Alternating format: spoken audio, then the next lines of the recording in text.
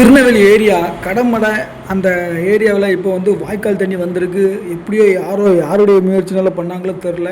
ஆனால் இந்த வாய்க்கால் தண்ணி வந்ததுக்கப்புறம் தான் இந்த மாதிரி புது புது பூக்கள், காய்கள், புதுவிதமான செடிகள்லாம் வளர்ந்துக்கிட்டு இருக்குது. இதுக்கு முன்னே நாங்கள் இதெல்லாம் திருநெல்வேலி ஏரியாக்களில் பார்த்தது கிடையாது. ஆனால் இப்போ பார்க்குறதுக்கு பயங்கரமாக பிரமிப்பாக சிவப்பு கலரில் பூ, சிவப்பு கலரில் காய், ரோட்டுக்கு அந்த சைடும் இந்த சைடும் பயங்கரமான ஒரு பெரிய ஒரு ஊட்டி கொடைக்கானலில் இருக்கிற மாதிரி ஒரு பிரமிப்போட இந்த மாதிரி செடிகள்லாம் இப்போ தான் புதுசாக எங்கள் திருநெல்வேலி ஏரியாக்களில், அதுவும் குறிப்பாக மலை மறைவு பிரதேசம், கடைமடை தொகுதி அப்படிம்பாங்க. இந்த ராதாபுரம், கூடங்குளம், வைராவி கிணறு அந்த மாதிரி ஏரியாக்களில் தான் இந்த மாதிரி புது விதமான ஒரு செடிகள், பூக்கள்லாம் பார்த்துருக்கோம். இயற்கை ரொம்ப ஒரு வித்தியாசமானது அப்படிங்கிறதுனால இதுக்கு முன்னே வந்து இந்த மாதிரி காலகட்டத்தில், அதாவது இந்த வெயில் காலங்களில் இப்படி பூவெல்லாம் எங்களுடைய இந்த திருநெல்வேலி ஏரியாக்களில் பார்க்க முடியாது.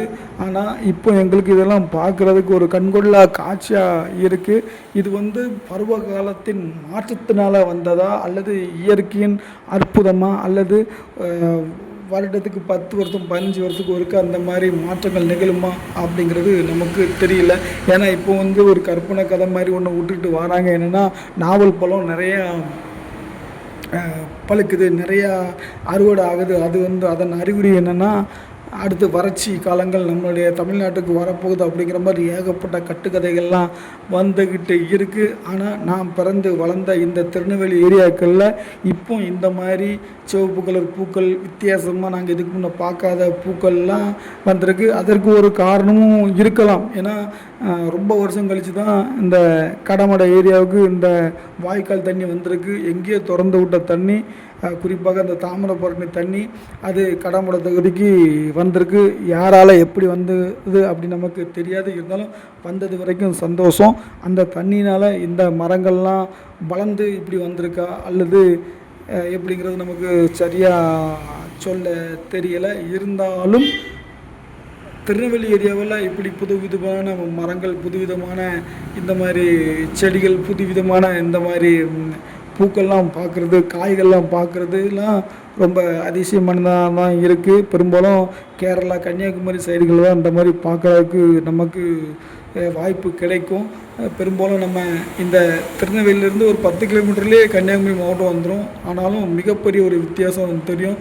திருநெல்வேலி மாவட்டத்தில் ஒரு வறட்சி இருந்தால் அந்த கடுமையான வெக்கத்தில் இருக்கும். கொஞ்சம் அந்த 600 ml 1 mlலாம் தாண்டி போயிட்டோம்னா கண்ணுக்கு குளிர்ச்சியாக அப்படி பச்சை பசையிட்டு தண்ணி, வயல், இந்த மாதிரி பூக்கள்லாம் இருக்கும். அதெல்லாம் பார்க்குறதுக்கு ஒரு சந்தோஷமும் மனசுக்கு புத்துணர்ச்சியாகவும் இருக்கும். அதே மாதிரி தான் இன்றைக்கி நம்ம திருநெல்வேலி ஏரியாவில் அதே பிம்பத்தை இங்கே பார்க்குற மாதிரி தான் இருக்குது. இதில் இருக்க இந்த செடிகள், கொடிகள், இந்த காய்கள்லாம் உண்மையிலே எல்லா காலங்களிலும் வளரக்கூடியது தானா, அல்லது நான் தான் இதை தெரியாமல் இந்த காலகட்டத்தில் இப்போ தான் பார்த்துக்கிட்டேன் அப்படின்னு சொல்கிறேன்னா, அப்படி உங்களுக்கு இந்த இந்த செடிகள், கொடிகள், இந்த பூக்களோட விவரங்களை தெரிஞ்சாலும் நமக்கு கமெண்ட் செக்ஷனில் ஒரு கமெண்ட்டை தட்டி விடுங்க. மொத்தத்தில் திருநெல்வேலி ஏரியா, கடமடை தொகுதி, குறிப்பாக ராதாபுரம், கூடங்குளம் ஏரியாக்களில் வித்தியாசமான பூக்கள் இருக்குது, வித்தியாசமான செடிகள் இருக்குது, வித்தியாசமான இந்த விதைகள் காணப்படுது, வித்தியாசமான இந்த காய்கள் காணப்படுது, வித்தியாசமாக தண்ணி கரையோடு, அந்த ஆற்று தண்ணி கரையோடுது. இதெல்லாம் ரொம்ப ரொம்ப பெருமையாக இருக்குது. இன்னும் இந்த வீடியோவை கண்டினியூவாக பாருங்கள். வித்தியாசமான மரம், செடி, கொடிகள்லாம் உங்களுக்கு வித்தியாசமாக தெரியும். நம்ம வீடியோ பற்றி உங்களுக்கு தெரிஞ்ச இதை வந்து கமெண்ட் பண்ணுங்கள். தொடர்ந்து இணைந்திருங்கள்.